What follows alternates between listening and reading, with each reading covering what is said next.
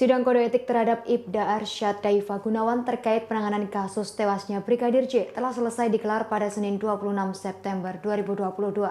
Hasil dari sidang etik tersebut, Ibda Arsyad terbukti melanggar etik dan dihukum demosi selama 3 tahun oleh Majelis Komisi Kode Etik Polri atau KKEP. Selain hukuman demosi, Ibda Arsyad pun diberi sanksi pembinaan mental selama 1 bulan. Keterangan tersebut disampaikan oleh Kabag Penum Divisi Humas Polri Kombes Pol Nurul Azizah. Ibda Arsyad mendapat sanksi administratif mutasi bersifat demosi sejak dimutasikan ke Yanma Polri. Ibda Arsyad tak melakukan banding atas putusan tersebut. Tak hanya demosi, Ibda Arsyad juga menerima beberapa sanksi lainnya. Kombes Nurul berujar Ibda Arsyad diberi sanksi pembinaan mental selama 1 bulan. Selanjutnya Arsyad berkewajiban meminta maaf secara lisan dan tertulis. Permintaan maaf tersebut ditujukan kepada institusi dan pimpinan Polri. Lantaran Ibda Arsyad dinyatakan melakukan perbuatan tercela.